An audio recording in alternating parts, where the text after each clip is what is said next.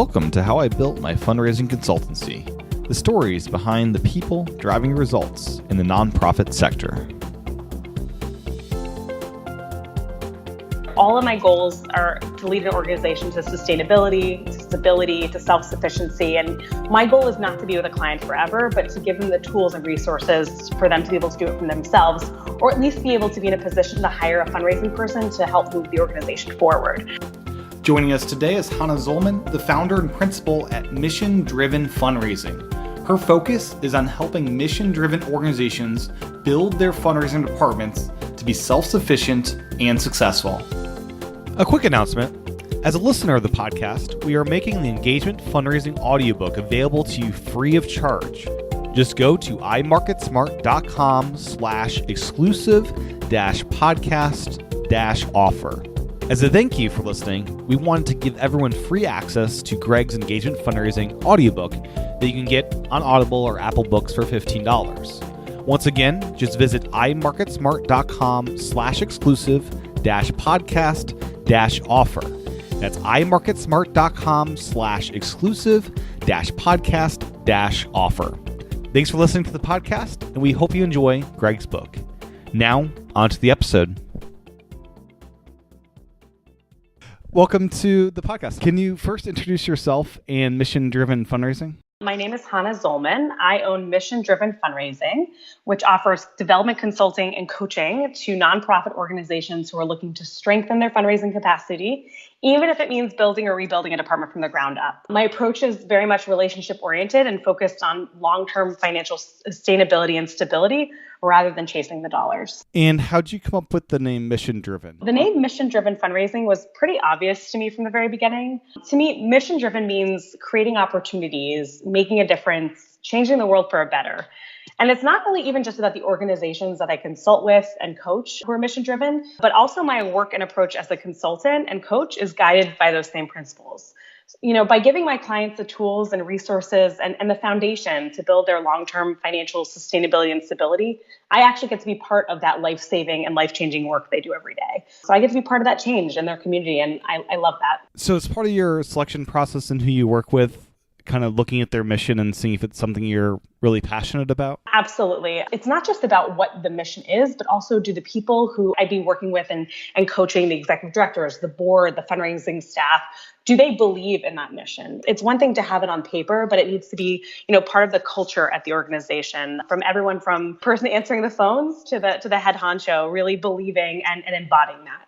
That's really more of what I look for. See, from my background, I work with lots of different nonprofits across a variety of sectors, and I love that because it allows me to learn more about the world and who are the change agents. But really, it's about the belief in every being and everybody. So can you kind of dive a little bit into your background? Why did you initially go into fundraising for nonprofits and your work before you started your consultancy? So my plan was always to be a lawyer. Until my freshman year of college, I was actually approached by the Office of Institutional Advancement to be the, quote, student representative for the board and major donor visits. And you can't tell already, I'm pretty bubbly and outgoing. So meeting strangers and sharing my experiences with them came naturally and was very comfortable to me. And I've also always been a connector. My parents would joke that I was like a sailor with a friend in every port. So after that experience being the student representative, after my freshman year of college, I landed an internship actually in the development department for the Promo Music program and was hooked. I've never looked back. I've worked in fundraising mostly as a frontline fundraiser, but also more recently as the first director of development for several organizations. When I was moving to my home in New Jersey from Washington, D.C., especially being a mom of a young child, I thought about what could I do with all the skills and resources and tools that I had been able to bring to the organizations where I was their fundraiser, and decided to become a consultant. And what initially, when you were in the development department, what attracted you to that type of work? Initially, I think it was the relationship building and being able to meet others and connect, and everything that comes with fundraising is really exciting and inspiring. But through my career, one of the things I've really learned and love is that fundraising is part of everything. One of the things I say to clients and I've said to organizations is that everyone is a fundraiser. Being able to help a frontline staff member who's providing outreach to someone on the streets and be able to help them tell their story about why they do this work every every day, and then to be able to share that with others. I love that. I love being able to be the reason that an organization can invest in hiring a staff member that they've so desperately needed and wanted to fulfill their mission, but just haven't been able to find the resources for, and getting creative. It has its hand in everything at an organization. A lot of people think it's a very siloed process. It's really part of everything that anyone does at an organization. We're all spokesperson. You're all fundraisers. You're all out in the community helping to move the organization forward. Yeah.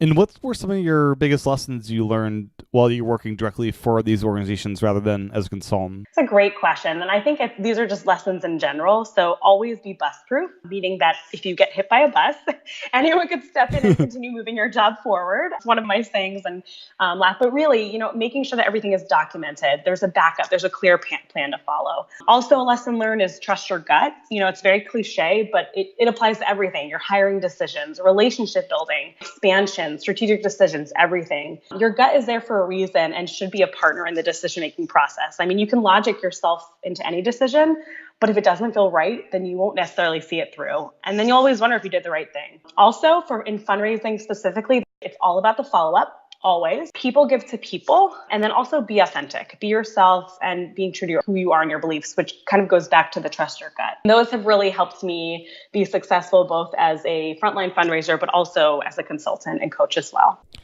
And making the decision to start your own business, was that kind of, you moved back to New Jersey? What was the inspiration to do that? It wasn't just that. The move and kind of figuring out what I wanted to do was what made me jump into it with both feet. But really, I started the consulting actually as a kind of more of a side hustle. One of the organizations that I did some work for, just as a volunteer, reached out to me and said, hey, we really could use someone like you. We need the coaching. We have a new fundraising superstar that we'd like to be able to grow and help promote and invest in the organization. And the executive director, who was the one who reached out, said, I really need your energy. I need your accountability, but I need your expertise. Would you help us? And so I said, sure. How about a couple hours a month? I started by just 1 hour a week call, check in, giving them advice, giving them expertise. And that kind of grew. And I realized one of my top strengths in Strength Finders is a developer. And I love helping people grow. And working with this one client felt really right. And then she recommended me to another client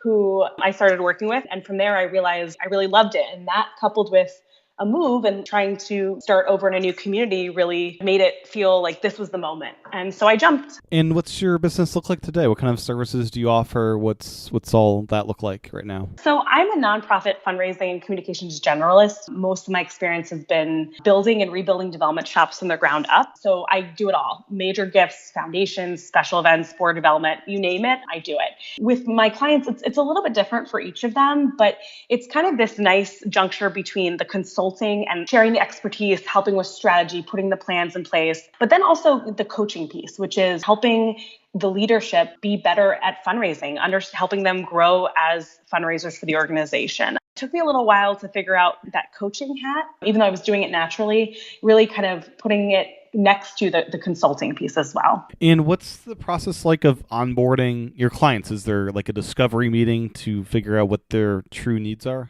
Absolutely. I mean, all of it is listening, collecting and analyzing data, but it's also developing the plan and holding them to it. I think accountability, especially from the get-go, is everything, right? Giving the organization the structure that they need, but it's also building the trust that they're on the right path. From the very beginning, it's setting up the expectations that this is a partnership, but at the end of this, I want you to be able to do it on your own. I don't want to be with an organization forever. That's not my goal. And in fact, sustainability and stability are really what I'm working towards. I want organizations to be able to look back and have the foundation that we built together, but to be able to do it on their own after our engagement ends, to be able to hire their first development professional, to be able to promote their development professional, for the board to feel comfortable. That's really my goal. So I set that expectation from the very beginning that I'm not going to be here forever to hold your hand and strategize with you. I'll be here. You can call me. I'm your resource.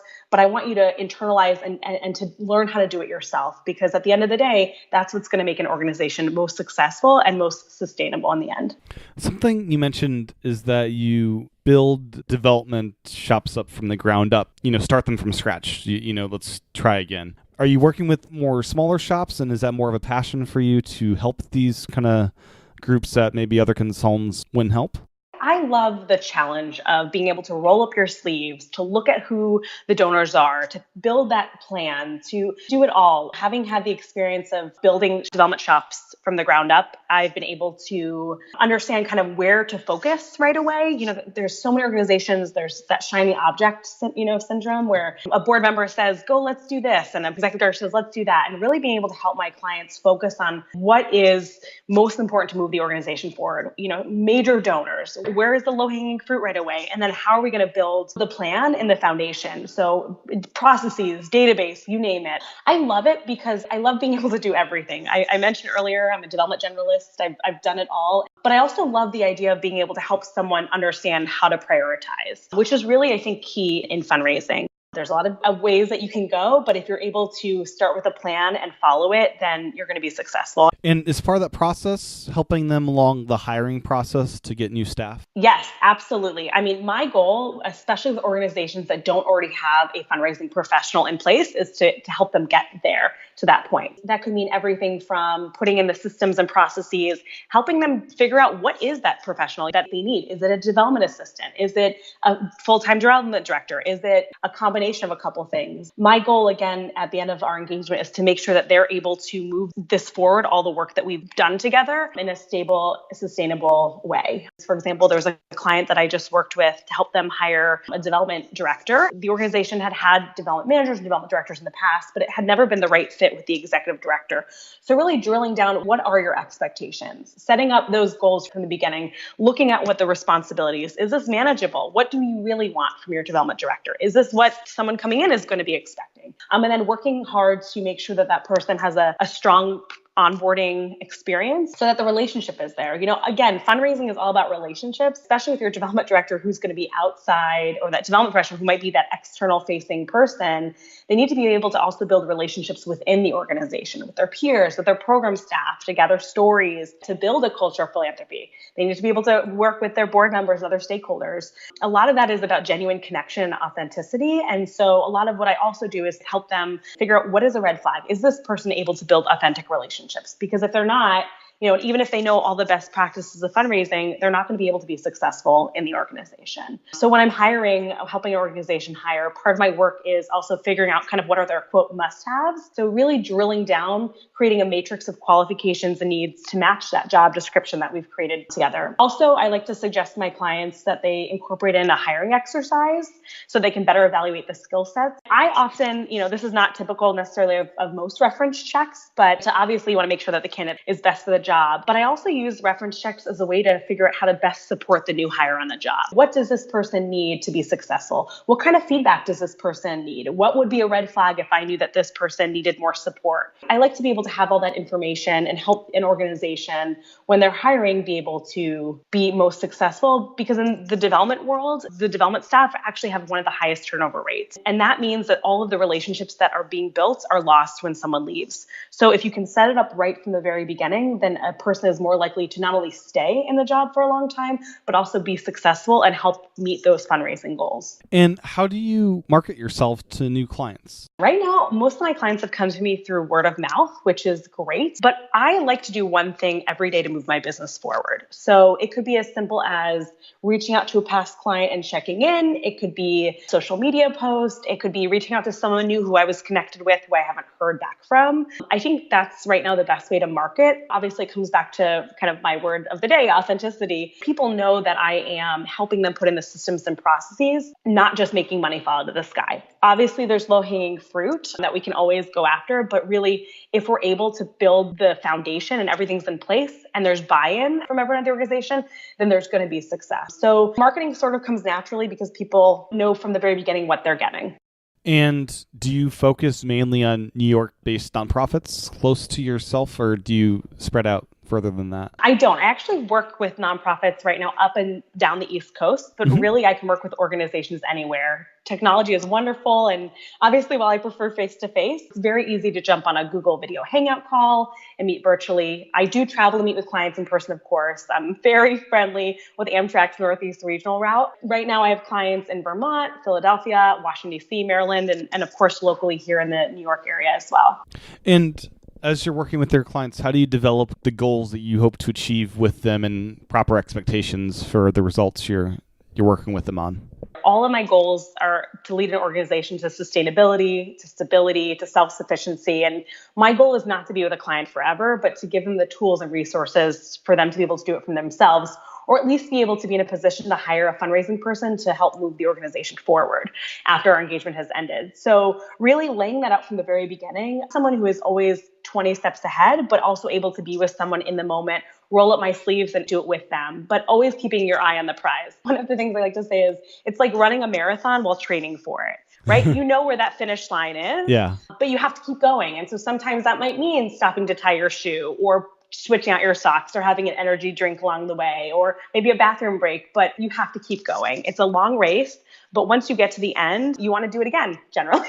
Right. Yeah. That's kind of what I like to tell my clients is it's running that marathon while training for it. And you've been doing this as in your own consultancy for now about 3 years. What have been some of the biggest lessons you've learned over that time? It comes down to surrounding yourself with really smart people. I feel very lucky that I have an incredible network of other fundraising professionals and consultants that I'm able to connect with regularly on the expertise side. But even on the business building side, I'm part of a mom-owned business group locally, and we meet monthly to share our goals, to hold each other accountable, to learn from one another. And this group has really given me the support, guidance, and connections to be able to build this successful consulting practice. And that helps you feel comfortable when you've made a failure, when you've made a success, to celebrate that. So really just having people in your world who believe in you is really the biggest lesson and has really been helpful to help me feel comfortable and be successful in this role. And were there any big takeaways from the first year, whether it be pricing being off or something else that was like, oh, I'd do that way different if I was to do it again?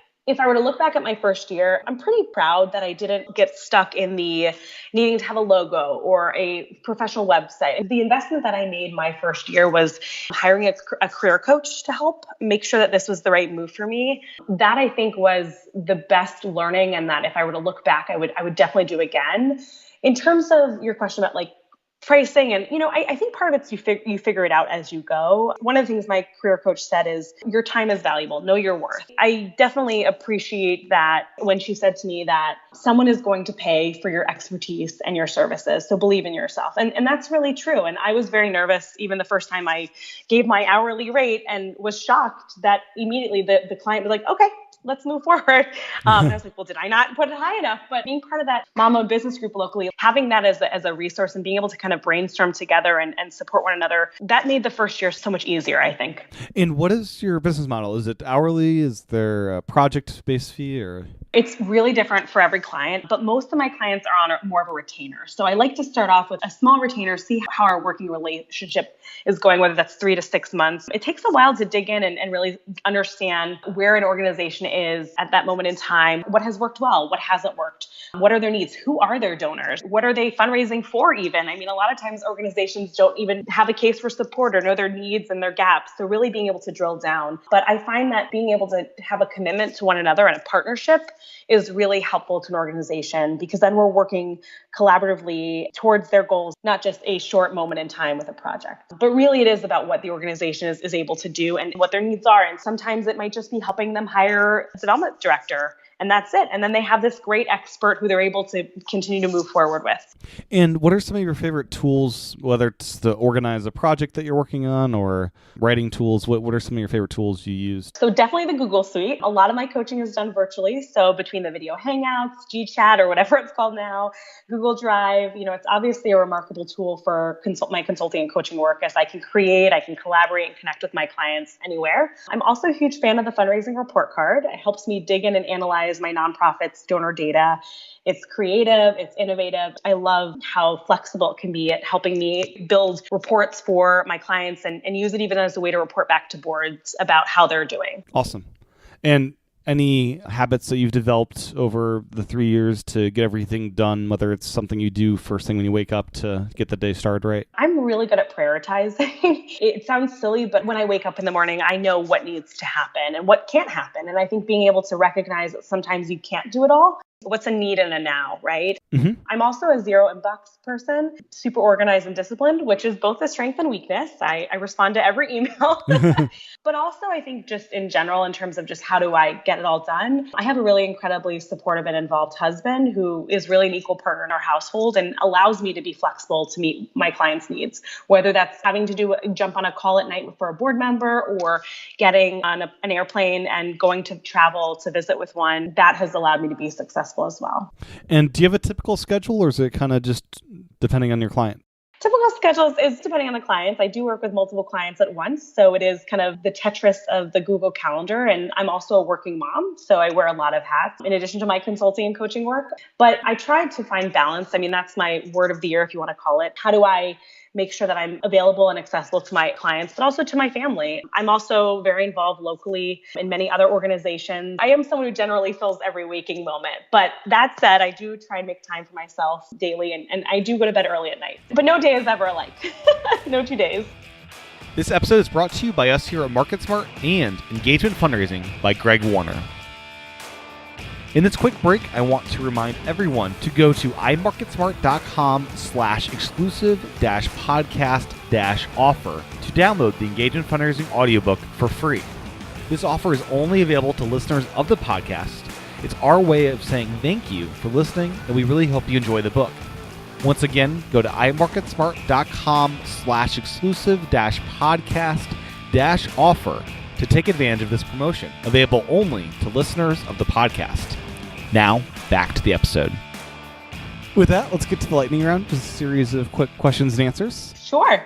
What's the best piece of business advice you've ever received? Don't underestimate your worth. Your time is valuable and it is worth something. So don't sell yourself short because you're afraid.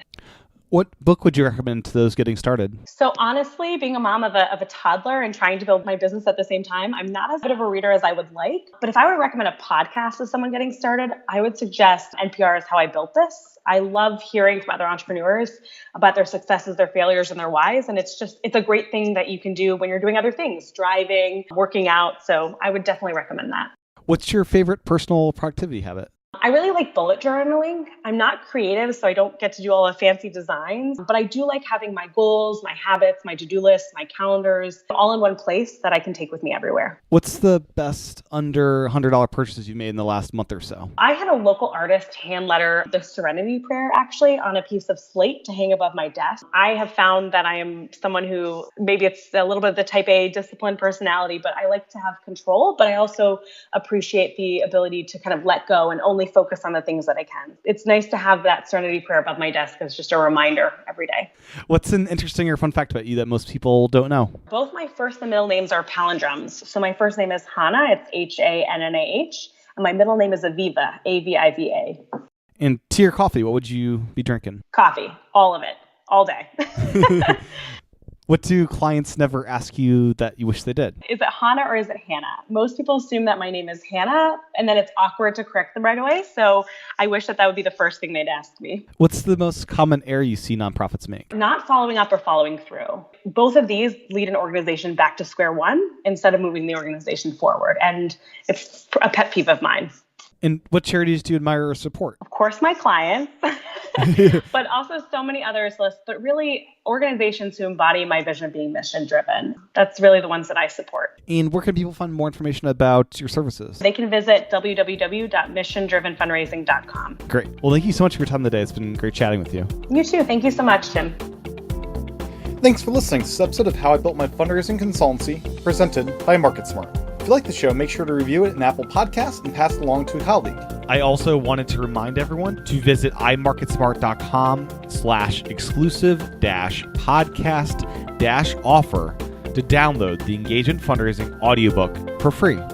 Once again, that's imarketsmart.com/exclusive-podcast-offer. Thanks for listening.